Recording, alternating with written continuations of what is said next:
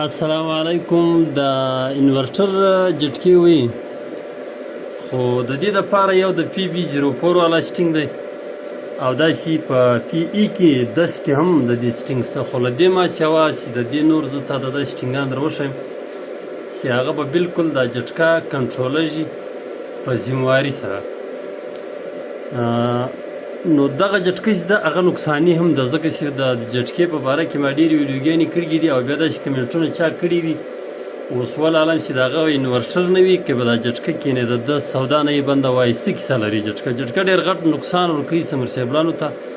سمرسیبلان څه ځي د پنکو راډونه ټېړه کوي او پنکې واشلان خرابوي.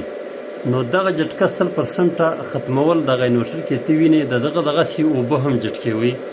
نو یو خو د پی وي 04 والا سټینګ دی چې زیات ولټیج را روان او دا ټیم موسم هم ټنډه سو او په ټنډایي کې په شو کې ولټیج زیات پیدا کېږي او دغسې جټکه انورټر ورسره زیاتوي چې په سیریز کې شي زیاتې لګېدلي. نو اول د پی بي 04 سټینګ له ورځو خو په دې کې چانس ختمېږي. پی بي 04 د پی بي 04 دا پر 110 باندې ولاړ دی، تر 110 پورته نه ځي. دا چانس ختم شوی دی بالکل.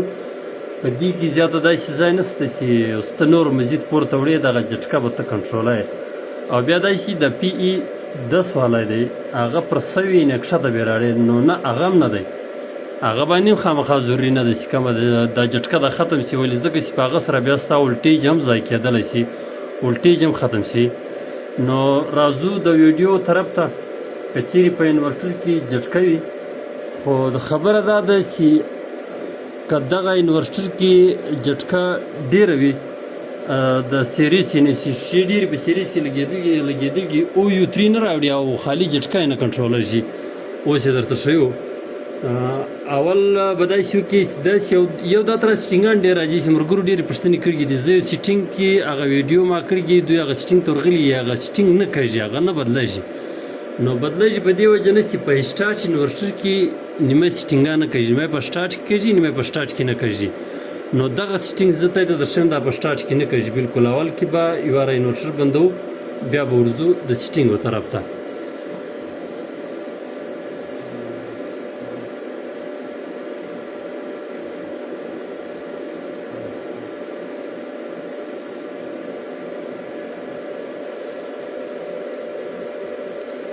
انورټر مو بند کړئ او مخ ته ویډیو ملګرو سره شیر کړئ، ځکه چې دغه مسله بیخي ډېره وي. نو انورټر دا دی بندېدو ته ورغلی. اوس به پی ای ته ورځو. پی ای ډیټا انټر بټن، دلته به کوډ ورکړئ 60 د هر انورټر خپل کوډ د هرې کمپنۍ، خو دغه انورټران چې دي هغه اکثرات 60 باندې جوړ دي. دلته چې راغلی دغه ځای ته پی ای 01 راځي او دا به 4 ته واړی. ډیټا انټر بټن به ورباندې ووایي. په دې کې 350 ولټیج شوی دی، نو ځکه چې د ده جټکه بالکل نه کنټرولېدله. نو اوس به دغه ته پورته وړې. څنګه به یې کوې؟ پورته به یې وړې، د ده جټکه به بالکل کنټرول شي. اوس یې درته چې کوم نور مزید به هم ځای پکې پیدا شي. اوس پر 110 د پی بي 04 والی، د پی بي 04 والی پر 110 باندې وای، نو مزید به نور هم کښته راشي. په 100 کې به هم دی برابري، په 15 کې به هم دی برابري.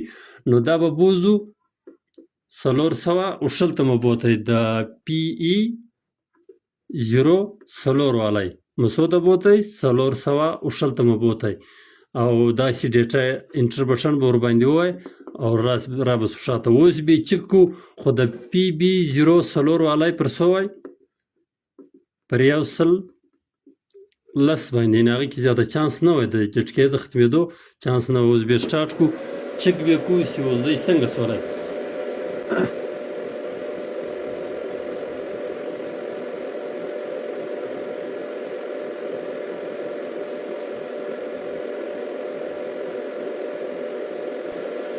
بالکل 100% برقراره ودرېدی، خو اوس د ده ولټیج یو څه ضایع شوی. نو هغه هم درته ښیم. اوس به د پی بي 04 والی څه راکښته کړو. پی بي 04 100 به کو یعنی اول 110 وای اوس 100 انټر به کو اوس به چکو بالکل برقراره ساغر دوه درې پینټه وکړي اوس یو پینټ ته راغلی خو دغه یو پینټ هم ختمیږي ځکه چې اوس په دې کې دا د چانس سته